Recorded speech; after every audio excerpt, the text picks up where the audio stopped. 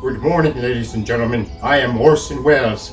What follows is a tale of intrigue and suspense. No, wait a minute. What is this? Fantasy football. Oh, dear Lord, why are you wasting your time with this garbage? Anyway, I am your special guest host for the Thursday BnB, as this is Fantasy Freak Appreciation Week, whatever the hell that means. Yes, for this week, on all of the episodes of the Fantasy Tyrants channel, there will be special guest hosts. Not sure why I'm here. I've never liked football. I sure as hell have never played fantasy football. But boy, do I love wine. And I was promised that I could do this episode from bed, even though clearly I haven't actually gone to bed yet.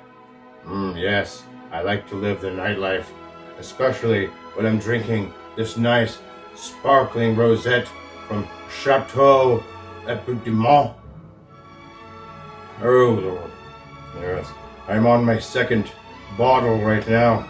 As you can see here, I've got a breakfast of bacon and sausage, and of course, rosebud. Yes, rosebud frozen peas, packed with country goodness and green penis. Wait a minute. That's terrible. It's so good, though. Oh, yes. They're even better raw. Yes, wash it down with a little of it. Chateau Edmond. Bitches and bumps, bitches and bumps, bitches and bumps. Now let us continue on if we must. For tonight, the Green Bay Packers will take on the Arizona Cardinals in Thursday night football. What do these team names and mascots mean? What exactly are they packing there in Green Bay? And do Cardinals even live in Arizona?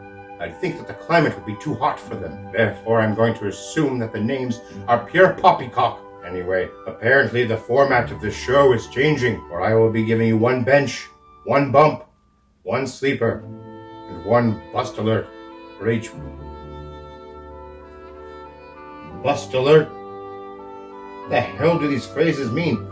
Bust alert. How can a person be a bust alert? They're either a bust or they're not. The alert is what I'm giving. In what world would you call someone a bust alert? That doesn't make any sense. Oh dear Lord, this writing is horrendous. How do you deal with it? How do you put up with this joker every week? Anyway, I suppose we'll press on with this mindless drivel I've been given. Starting off with the bump of the week for the Packers, Mr. Randall Cobb. Ooh, I do like that name, I must admit. Perhaps I'll use that name for a future film of mine. Yes, I know exactly the character to give that name to. The main character in a movie I'm writing about a farmer. And no, he doesn't grow corn, and that's why the name is perfect. Such irony. Yes, that's not why he's a bump of the week. With the Green Bay Packers 3 starting wide receivers out for the game, it will be Randall Cobb, who Aaron Rodgers insisted to bring back, who will become the de facto wide receiver 1 for the team in this game. Now, Aaron Rodgers and Randall Cobb have had a connection that goes back almost 10 years. I have a feeling they'll be turning back the clock for this one. I think that Aaron Rodgers will be spreading it around. It'll be Randall Cobb that will get the lion's share of the targets. That is why I suggest you bump him up to your starting lineup this week. Bacon. Oh God. Yes. It's even better when you're dead. As for the Cardinals, I like Zach Ertz this week to continue his hot streak that he's had since he's been on the Cardinals. For in his first 2 weeks with the Cardinals, he has already put up 2 out of his 3 best weeks of the season, scoring over 12 fantasy points in both contests. And I see no reason for that trend not to continue, as the Green Bay Packers play well against wide receivers and running backs, but not so much against the tight ends, giving up double-digit fantasy points to the likes of Juwan Johnson, Ricky Seals-Jones, as well as TJ Hawkinson in an off year, and George Kittle, who was also having an off year before he went down with injury. If you have Zach Ertz, you're starting him tonight. Then you won't have to worry about starting a tight end for the rest of the weekend. You'll have that covered, so give him a big bump up tonight. Now we move on to the sleepers, which, by the way, would make a great title for a horror film. Yes, the sleepers, I can see it now.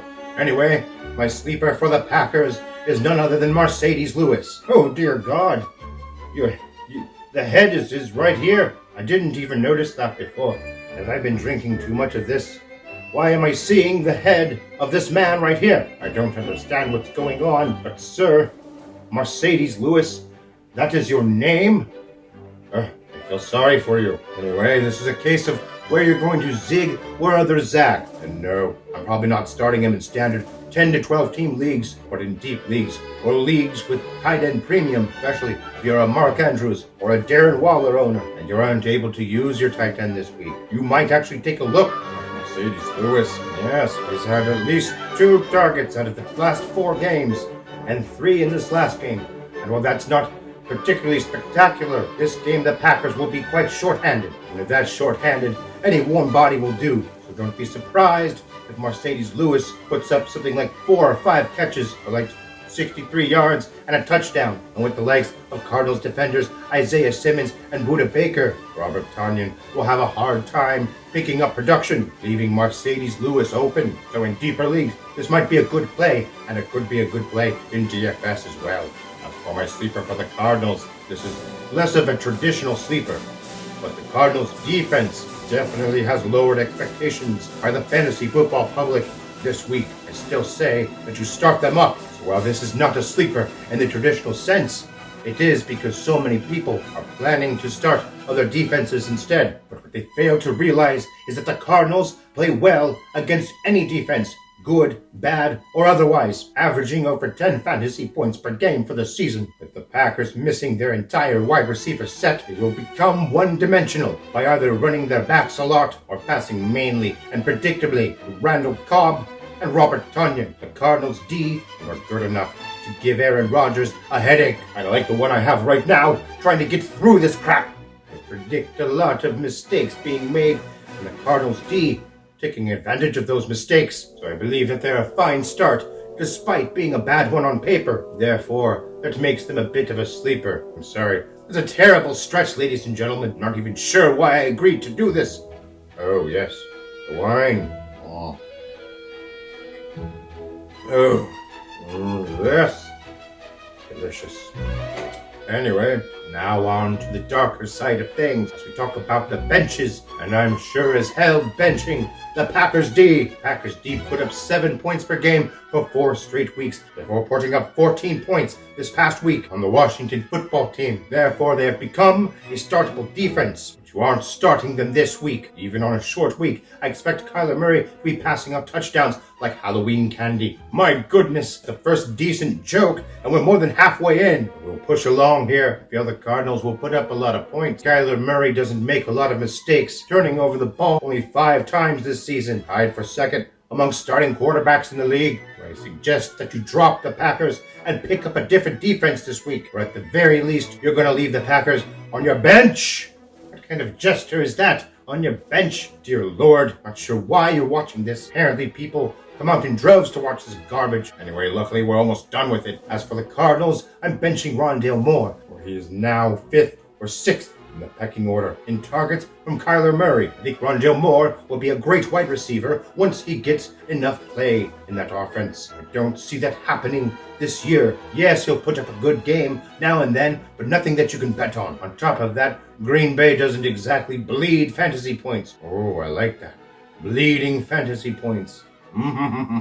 Yes. Anyway, they're giving up the 7th least fantasy points against opposing wide receivers. I think DeAndre Hopkins and Zach Ertz will get theirs, and maybe even Christian Kirk and AJ Green as well. I think that will leave Rondale Moore as the odd man out. So if I were you, I'd leave him on your bench, even with the promise of wine and all this food.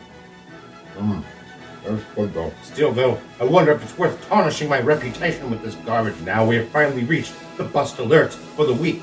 A dumb thing to call a human being. But anyway, I'm worried about Aaron Jones this season, not just for this game. I believe the fantasy tyrant was worried about drafting him this season. The issue seems to be the game plan, coaching. They're going almost exclusively with the pass, and I don't see that changing for this game against a potent offense like the Cardinals. Even though it is on a Thursday night, on a short week, I expect Kyler Murray and the Cardinals to put up a ton of points, which will prompt the Packers to have to do so as well, which will likely keep the production through the air. Even with the cupboard bare for Aaron Rodgers, I don't see them moving away from their game plan, and therefore Aaron Jones might suffer. I think you're still starting him, but you're going to temper your expectations. As for the Cardinals, I'm putting out a bust alert.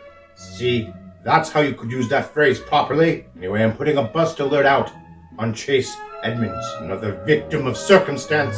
But in this case, it is about the other guy in the backfield. Chase Edmonds is efficient, and he outproduces James Conner touch to touch, but that mental case, Cliff Kingsbury, keeps putting in James Conner at the goal line to vulture those touchdowns away from Chase Edmonds, severely limiting Edmonds' ability to score fantasy points. And I know that NFL coaches care as much about fantasy football about as much as I, Orson Welles, do. Not give any of the pay dirt touches to your workhorse back is absolutely insane. Not give any pay dirt touches to your workhorse back. Workhorse back. What? I hope to God you all understand this trash, because I sure don't. Anyway, the Packers covered the running backs very well, giving up only the 13th most fantasy football points to opposing running backs. Well, Chase Edmonds is more of a pass-catching back. His production since ERTZ was added to the fold, taking quite a dip as he's moved back to the 5th in pecking order, just ahead of Rondale Moore. Add in the fact that this is on a short week, and I'm nervous about starting Chase Edmonds. If you have other options, you might go with them. If you don't, start Chase Edmonds, but do so with caution. Finally, this hell is over for me, and I'm sure for you too. If you liked this episode, I'd be mightily surprised. But if you did, smash the like button. Smash the like button. That doesn't make any sense. It doesn't matter how hard you click the mouse, it's the same damn thing. You don't have to destroy your mouse or anything like that. What stupid phrasing. My God, you can only click it once anyway. Same with the subscribers button. Anyway, if somehow this channel gets to 600 subscribers by Halloween, I will eat this hat. No, I'm not joking. I will actually cook and boil and eat this hat.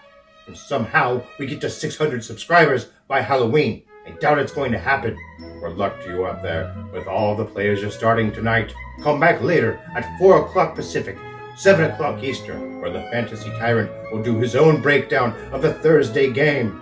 Yes, he's heard that some of you have missed him, so you'll get a break from the special guests, as he will be the one doing the breakdown for the Fantasy Football Edge tonight. So do yourself a favor and go see what he has to say. Leave me alone. Finish this wine.